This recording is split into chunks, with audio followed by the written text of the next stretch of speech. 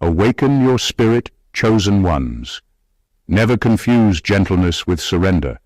The quiet ones are usually quiet because they're calculating. They called you an earth angel because you didn't react when you could have, because you absorbed tension instead of exploding, because you chose restraint over chaos in rooms that rewarded noise. To them, your calm looked like softness, your patience looked like permission, and your silence looked like agreement. That label was never about who you were. It was about how comfortable you made other people feel while they crossed lines and called it misunderstanding. Here's a fact most people miss. In psychology, restraint requires more cognitive control than aggression. It takes more energy to hold back than to lash out. That means the person who stays composed isn't weaker. They're actively regulating power. That's why the moment you stop regulating it for everyone else, the room feels different. Tension rises. Faces change. People suddenly say you've changed, as if growth was supposed to ask for their approval first. This is where the myth breaks. Angels were never designed to be harmless decorations. They were messengers, guardians, enforcers of order. War was always part of the job description. Somewhere along the way, people rewrote the story to mean you should be endlessly patient, endlessly forgiving, endlessly available. Basically, polite, glowing furniture. Smile, heal, repeat. Don't interrupt the comfort. And yes, there's a bit of dark comedy in realizing this. The same people who praised your calm now flinch at your clarity. The ones who said, "You're so understanding," suddenly struggle to understand you. Turns out they didn't like peace. They liked compliance with good lighting. This topic isn't about becoming cruel. It's about remembering that kindness without boundaries is not virtue. It's leakage. It's about the moment you realize that protecting your energy isn't a fall from grace, it's a return to alignment. They may have called you an earth angel, but they forgot something important. Angels don't exist to be used. They exist to restore balance, and balance, when overdue, is rarely gentle. Number 1. Being called an earth angel was never a compliment. It was a leash. That label sounded warm, spiritual, even flattering, but it quietly boxed you in. When people called you an earth angel, what they really meant was that you were easy to deal with. You didn't push back. You didn't embarrass them by calling out bad behavior. You absorbed discomfort so others wouldn't have to. That name rewarded your tolerance, not your strength. It praised how little trouble you caused, not how much power you held back. Over time, the label became an expectation. Earth angels are supposed to be endlessly patient, endlessly forgiving, endlessly calm. Once people place that title on you, they feel entitled to your understanding. They expect you to excuse what they don't want to fix. They expect you to soften situations they created. And the moment you stop doing that, the tone changes. Suddenly you're different. Suddenly you're not as kind as before. Not because you became worse, but because you stopped being convenient. That's how the leash works. It's invisible, but it pulls every time you try to step out of line. The praise wasn't free, it came with conditions. Stay gentle even when disrespected. Stay calm even when boundaries are crossed. Stay loving even when you're drained. The name wasn't meant to honor you, it was meant to keep you predictable. The truth is, real kindness has teeth. It knows when to step back. It knows when to say enough. But people who benefit from your overgiving don't want real kindness. They want access without consequence. So they dress control up as admiration and call it spiritual. Once you see this clearly, you stop trying to live up to the title. You realize you were never meant to be a symbol for other people's comfort. You were a person with limits, instincts, and self-respect. Dropping the leash doesn't make you cold or cruel. It makes you honest. And honesty, to those who enjoyed your silence, feels like rebellion. Number 2. Your kindness scared people the moment it stopped being negotiable. Kindness is a strange power. When it's optional, it's celebrated. People love it when it serves their convenience, when it cushions their mistakes, when it smooths over their chaos. They call you compassionate, generous, angelic. They smile, they trust, they lean on you. But the moment your kindness stops being negotiable, the moment you decide it has limits, the room changes. Suddenly, your patience, once applauded, becomes threatening. Suddenly, your calm, once comforting, becomes unsettling. People are not used to boundaries from someone they've always relied on to bend. They don't like to be told, implicitly or explicitly, that your energy is yours to protect. They are used to your availability being a given, to your understanding being automatic, to your forgiveness being endless. When that expectation breaks, they panic. They feel unmasked, exposed, and unprepared. They were relying on your compliance, not your choice. That's why, when you finally draw the line, they accuse you of changing, as if choosing yourself is a betrayal. Your kindness wasn't weak, it was strategic. It was always powerful, but it was power disguised as softness. People loved the disguise because it served them. They were comfortable with a version of you that didn't challenge them, didn't demand reflection, didn't confront. But when you stop bending, stop excusing, stop performing for their comfort, the power in your presence becomes undeniable. It's sharp. It cuts. It forces them to face themselves. This is the moment people truly see you, not as a quiet, patient soul, but as someone fully awake, someone who has learned that generosity doesn't mean surrender. Your kindness is no longer currency. It's a boundary, and boundaries terrify those who were accustomed to using you without consequence. They fear it, they resist it, they misunderstand it. But in reality, your refusal to negotiate your worth is the purest form of power you've ever shown, and it's a power that no one can take from you. Number 3, angels go to war when boundaries are violated, not when praise disappears. People often misunderstand what it means to be strong or kind. They assume that angels, those calm, patient, and giving souls, are soft by nature, incapable of conflict. They think that praise or recognition is what motivates restraint, that silence or compliments keep you in check. The truth is far more powerful. Angels don't fight because someone stopped applauding them. They fight when limits are crossed, when respect is ignored, when their energy is used as a playground for other people's convenience. The war isn't dramatic or loud at first. It's precise, controlled, inevitable. It begins the moment someone believes they can take without consequence. For years you may have absorbed, excused, or overlooked offenses, not because you were weak, but because you were choosing your battles. Every insult, every manipulation, every demand on your patience was catalogued. Every overstep was noted, measured, and stored. Angels go to war not from impulse, but from the deep understanding that peace without protection is meaningless. The moment the balance tips too far, the fight is not about proving power. It's about restoring order. Your energy, your presence, your dignity, all of it demands respect. When people forget that, the war is unavoidable. And this war doesn't look like what people expect.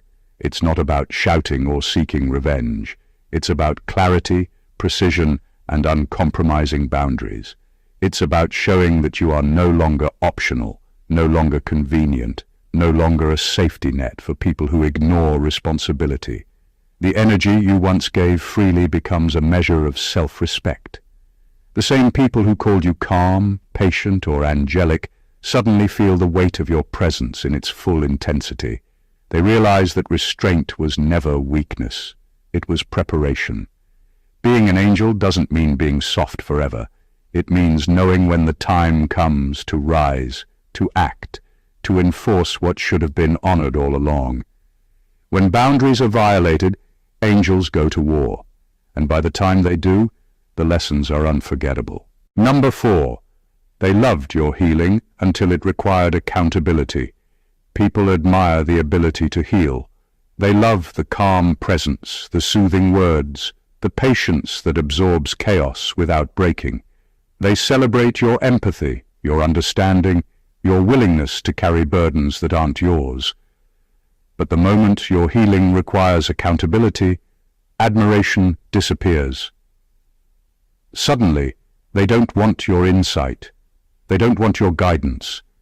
They want comfort without consequence, care without reflection, solutions without self-awareness. Your generosity becomes inconvenient because it demands something they never signed up for, the truth. Healing isn't about covering up mistakes or smoothing over pain. Real healing forces reflection. It requires people to face their choices, own their actions, and sometimes change the parts of themselves they hoped you wouldn't notice. That's where many recoil. They were in love with the version of you that fixed without challenging, soothed without confronting, gave without expecting. They didn't realize that true empathy has standards, it has boundaries, it has consequences. Healing without accountability is just enablement, and enablement is rarely respected. This is why your value as a healer has always been misunderstood. People think your care is unconditional, when in reality it has rules: respect, honesty, effort, and responsibility. You can guide, nurture, and support, but you cannot fight battles that others refuse to fight themselves. And when they try to avoid the work, your patience stops being comfortable. It becomes a mirror they don't want to look into. The same hands that once clutched your support now feel exposed, and they push back. The power in your healing lies not in what you give, but in what you demand in return: integrity. The moment your kindness refuses to cover for their recklessness, they panic. They fear losing their safety net, and they blame you for their discomfort. But your strength is not in hiding your expectations. It's in refusing to sacrifice your principles for their ease. They loved your healing only until it became a force they could not control. And that is the moment your power became undeniable. Number 5. You weren't too intense. You were finally precise. People often label intensity as a flaw, as if feeling deeply, acting deliberately, or speaking with clarity is somehow excessive. For years you were told to tone down your reactions, soften your presence, and make your power invisible so others wouldn't feel threatened. They wanted the version of you that could be easily managed, softly contained, and predictably agreeable. But what they called too intense wasn't chaos. It was precision finally taking over. Every word, every action, every boundary was deliberate. Nothing was wasted, nothing was accidental. Being precise is different from being loud or aggressive. It's the art of directing energy where it matters, of choosing battles that have meaning, and of refusing to waste time on distractions or shallow validation. People who thrived when you were vague, indecisive, or overly forgiving now flinch at your presence. They can sense the exactness of your mind, the sharpness of your awareness, the uncompromising clarity that was always there but hidden under the weight of trying to make everyone comfortable. They mistake it for intensity because it exposes them, and exposure is uncomfortable. Precision comes with control. It comes from observing patterns, understanding motives, and acting in a way that aligns with your truth rather than someone else's expectations. It's a quiet, undeniable force. When you finally act with precision, you stop being everyone's safe harbor. You stop being the person who absorbs blame, soothes tension, or excuses repeated offenses.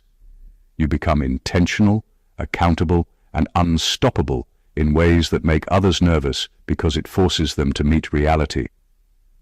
The reality is that intensity was never the problem. You were never too much. The problem was that people around you weren't ready to handle someone who finally moved with purpose, thought with clarity, and refused to dilute their energy. Your precision is not aggression, it is authority. It is the moment they realize you were never playing their game.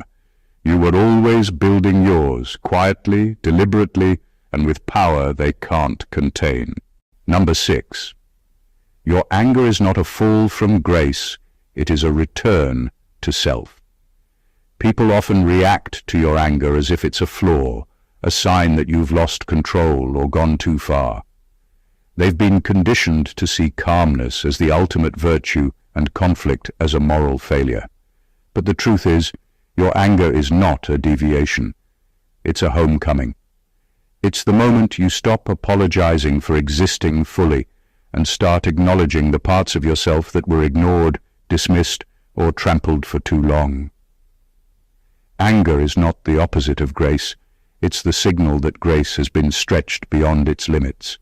For too long you may have absorbed insults, tolerated disrespect, and softened your responses to keep the peace. That peace wasn't a reflection of weakness, it was a reflection of discipline, strategy, and restraint. But there comes a moment when continued self-sacrifice no longer serves your growth. That's when anger emerges, not as a blind outburst, but as a powerful reclamation. It's the energy that reminds you and everyone else that your boundaries are non-negotiable and your presence demands respect. Anger, when rooted in truth, has clarity. It's not about seeking revenge or breaking people. It's about recalibrating the space around you so it matches your worth. It reveals who respects your limits and who has been taking advantage of your patience. It exposes hypocrisy, dishonesty, and cowardice without you having to shout it to the world. It's precise, contained, and purposeful. The moment you embrace your anger, you stop pretending to be endlessly accommodating. You stop giving permission for others to exploit your silence. You reclaim the energy that was being drained by people too comfortable with your absence of confrontation. That's why your anger terrifies them. They have relied on your grace as a buffer, and now it's been replaced with undeniable self-respect. Anger is not failure. It's a compass pointing back to your truth. It's the signal that you are no longer bending to fit into someone else's comfort zone. It is the return of power to the only person who has always deserved it, you. Number 7. They mistook your restraint for weakness because they never saw your discipline. For years, people admired how calm you were, how composed you remained even when the world around you was chaotic. They saw your silence and your patience and assumed it meant you were fragile, powerless, or afraid to act. They labeled your restraint as weakness because it was easier for them to believe you were harmless than to recognize the truth. Every time you held back, you were exercising control, not suffering from incapacity. Discipline is invisible, but its absence is painfully obvious. Restraint is not doing nothing. It's choosing when and how to respond, carefully measuring the impact of every action, word, and decision. It's holding your energy tightly and releasing it only when it serves purpose, not ego. That level of control looks effortless from the outside, which is why most people misinterpret it. They mistake patience for passivity, silence for surrender, and tolerance for vulnerability. They never see the mental effort, the self-mastery, the internal calculations that go into keeping composure in the face of chaos. The moment your restraint stops being convenient for others, the illusion shatters. Suddenly, they feel threatened. They begin to notice the power that has always been there, carefully contained and measured, and it unnerves them. They realize that your calm wasn't emptiness, it was strength. Every word you didn't say, every reaction you suppressed, every compromise you avoided was a demonstration of discipline, not weakness. That discipline is your shield and your weapon. It allows you to navigate situations with precision, to act decisively when necessary, and to maintain integrity in a world that rewards impulse. People who relied on your supposed gentleness begin to grasp, too late, that restraint is not a lack of power, It's mastery of it. The same hands that once pushed against your patience now tremble at the realization that you were never theirs to manipulate. Your restraint was never a gift to them. It was a testament to your self-control, your awareness, and your unwavering commitment to your own path. Discipline is quiet, but when it reveals itself, it commands attention, and that revelation changes everything. Number 8. You learned that mercy without memory invites repeat offense. Mercy has always been your strength, the thing people admired about you. They saw your willingness to forgive, to give second chances, and to overlook mistakes, and they praised it as generosity. What they didn't see, and what most people never understand, is that true mercy is not about erasing the past. It's about acknowledging it, learning from it, and refusing to allow it to dictate your life repeatedly. Mercy without memory is like opening a door over and over for someone who has no intention of respecting the threshold. It invites the same mistakes, the same disrespect, the same hurt, because there's no consequence for crossing boundaries. You discovered this the hard way. The first few times, your forgiveness was pure, unconditional, even selfless. You gave people room to grow, to make amends, to show that they could do better. But growth requires accountability, and when accountability is absent, mercy becomes a trap. You began to notice the pattern, the same apologies, the same promises, the same behaviors that hurt you, repeated because they knew you would forgive. That's when clarity struck. Forgiveness without memory wasn't noble. It was enabling. It was leaving your door open while expecting people to act differently, knowing they probably wouldn't. From that point forward, you shifted. You started to remember, not in bitterness, not in grudges, but in wisdom. You remembered the patterns, the red flags, the lessons. You gave forgiveness differently, conscious, measured, protective. People could still have your mercy, but they couldn't abuse it without consequence. You realized that mercy was never about letting others off the hook. It was about giving yourself the power to move forward without carrying unnecessary weight, and ensuring that the same pain didn't circle back to you endlessly. This is where most people fail to understand you. They think mercy is weakness. They think remembering past offenses while still being kind is holding a grudge. But your mercy is strategic. It's fierce, disciplined, and protective. You forgive, but you do not forget. And in that balance, you reclaim your power, your peace, and your ability to move forward without letting the past repeat itself. Mercy without memory may look soft, but when combined with awareness, it becomes unstoppable. Number 9. You didn't become hard, you became exact. People notice the change in you and call it hard, cold, or distant, but that's a misunderstanding. You didn't lose softness, warmth, or empathy. You sharpened your presence. You became exact in what you allow, in what you give, and in how you respond. Every word, every action, every boundary is intentional. There's no excess, no filler, no wasted energy on people or situations that don't deserve it. What they see as hardness is really precision, a kind of clarity they weren't prepared for. For years, your energy was scattered. You gave freely, sometimes too freely, to people who didn't appreciate it. You explained yourself repeatedly, excused behavior that didn't deserve excuse, and softened your edges so others would feel comfortable. That generosity was beautiful, but it was also draining, and eventually you realized that giving without thought, reacting without purpose, and excusing without accountability didn't make you kind. It made you available for exploitation. That's when you started being exact. Being exact doesn't mean being cruel or unfeeling. It means choosing where your energy goes and who truly deserves it. It means acting deliberately rather than reactively. It means refusing to waste time on drama, manipulation, or people who refuse to meet you halfway. It's about alignment with your values and protection of your space, your peace, and your integrity.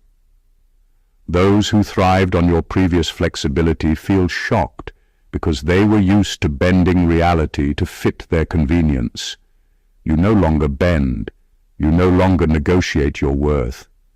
Exactness is a kind of power people rarely recognize. It's quiet but undeniable. It commands respect, not through fear or aggression, but through consistency, clarity, and intention. You aren't hard for standing your ground. You're exact, and that exactness is your armor, your compass, and your unspoken statement.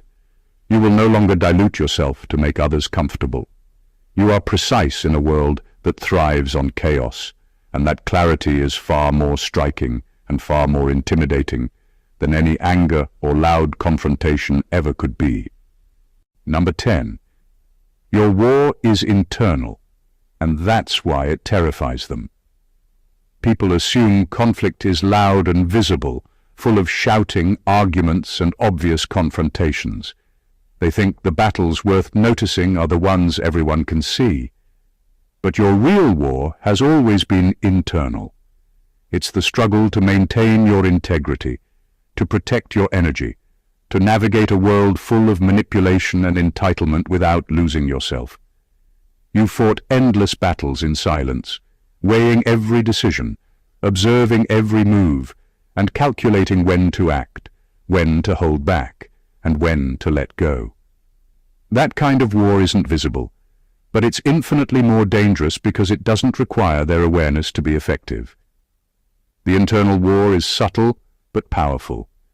Every time someone tried to cross a line, you analyzed, measured, and responded with thought, not impulse. Every time someone tested your patience, you weighed the cost of engagement versus the cost of silence. You've been strategizing, anticipating, and preparing, all while keeping an exterior calm that made them feel safe, in control, and unconcerned. That calm was never weakness. It was the mask of a mind at war, quietly mapping the truth of every interaction. When people sense the results of this internal discipline, they get scared. They don't know where your boundaries will land, or when your patience will finally run out. They don't see the countless hours spent in self-control, reflection, and calculation, which makes every action you take now sharp, precise, and intentional. They are unnerved because they've been used to predictability, and your internal war has removed that predictability entirely. Your real power has never been in aggression or confrontation. It's in preparation, awareness, and self-mastery. It's terrifying to those who relied on exploiting your patience because they suddenly realize that every word, every boundary, every reaction is no longer theirs to manipulate. You have fought a war internally that most people would collapse under, and the victory lies in your presence, your clarity, and your refusal to compromise your truth. That is why your silence speaks louder than words ever could, and why it unsettles anyone who thought they understood you. Number 11. They wanted you holy, not sovereign. For a long time, people admired your goodness. They praised your patience, your forgiveness, your empathy, your willingness to give more than they could ever imagine. They called you an angel, a healer, someone rare and pure. What they didn't understand, and what they never wanted to understand, was that their admiration came with a hidden expectation. They wanted your holiness to be a service, a performance that made them feel safe, comfortable, and unchallenged. They wanted the image of your goodness without ever considering the person behind it. Sovereignty, on the other hand, has nothing to do with pleasing others. Sovereignty is self-rule. It's the refusal to let anyone dictate your energy, your choices, or your peace. It's the recognition that your life, your boundaries, and your voice belong to you alone. When you began to claim your sovereignty, people grew uneasy. The same ones who applauded your calm and praised your patience suddenly labeled you difficult, cold, or different. They weren't ready to meet a person who demanded respect on their own terms, rather than on the terms of everyone else's comfort.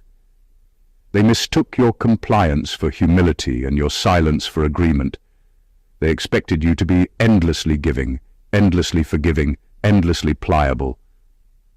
When you started living as your own authority, your own standard of integrity, they felt threatened. Your sovereignty is not rebellion for the sake of it. It is simply alignment with your truth. It exposes their entitlement and forces them to face a reality they never prepared for, that you exist first for yourself, not for them. Being sovereign is not a fall from grace. It is the natural evolution of someone who has lived too long under expectation and misuse. Holiness without sovereignty is shallow.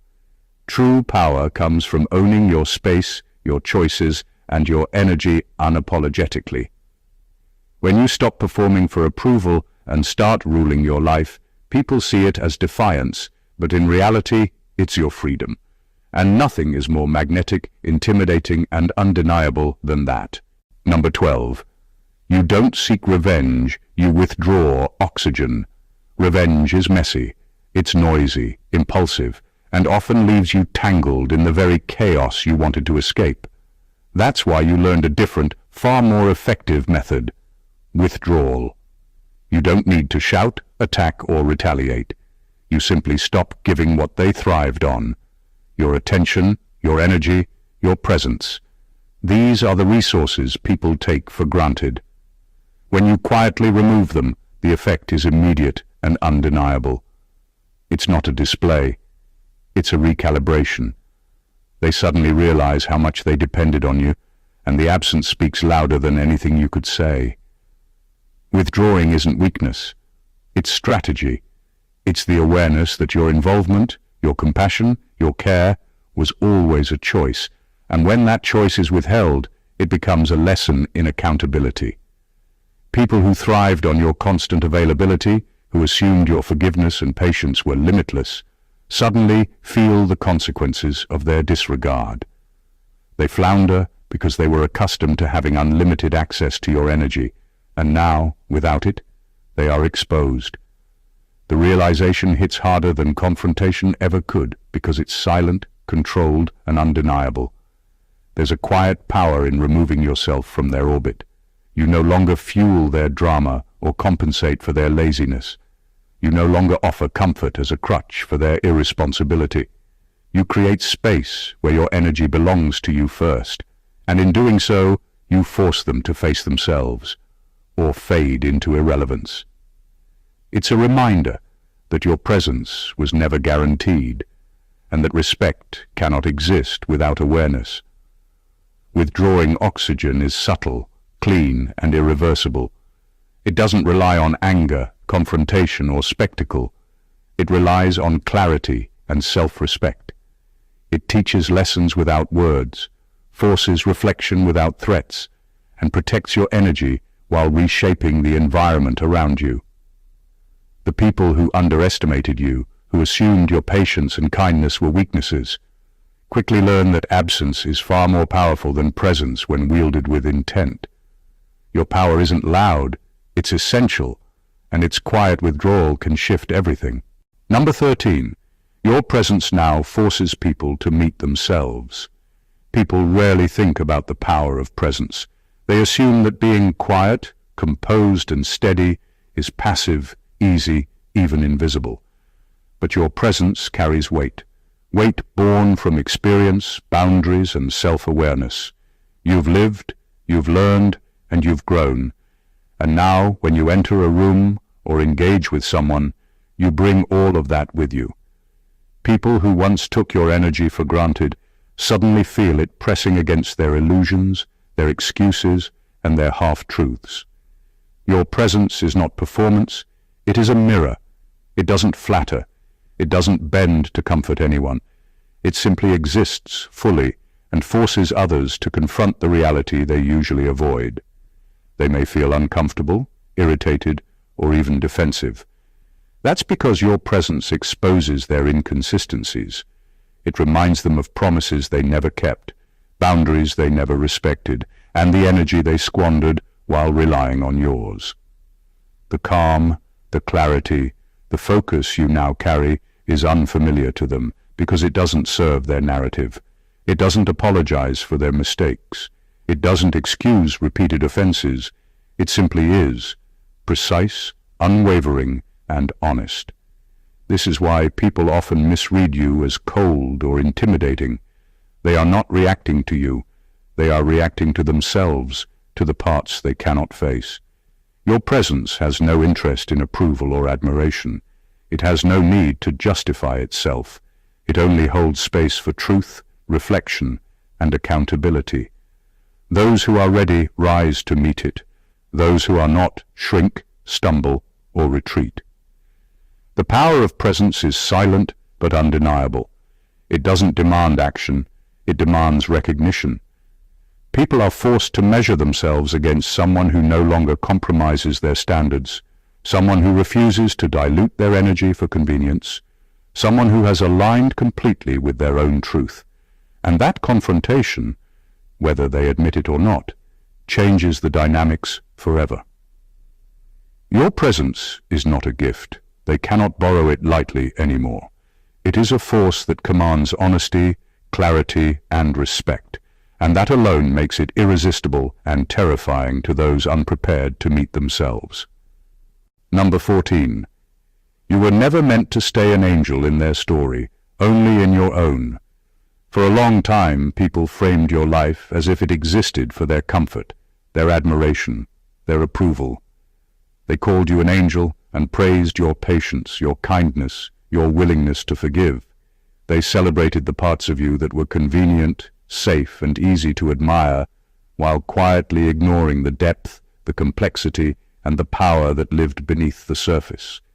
They wanted a version of you that existed for their story, their convenience, and their ego. But you were never meant to live there. You were never meant to fit into someone else's script. Being an angel in their story came with invisible rules. You were expected to absorb without retaliating, forgive without holding memory, bend without breaking, and always remain available. Every act of generosity was scrutinized for compliance, every display of patience measured against their expectations. They saw your grace, but they didn't see the effort, the boundaries, or the wisdom that came with it. They wanted your light, but only as long as it illuminated their world, never your own. The moment you started living in your own story, everything shifted. You stopped performing for applause, stopped bending for approval, stopped excusing behavior that violated your limits. You embraced your truth, claimed your boundaries, and aligned with the person you were meant to be, not the version they wanted. This is when people label you different, cold, or distant. They misunderstand because their version of reality depended on you staying in their story, pliable and predictable. Living in your own story isn't rebellion, it's sovereignty.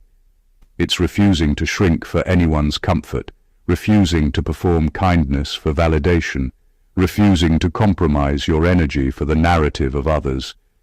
You are still compassionate, still aware, still powerful, but now that power exists on your terms.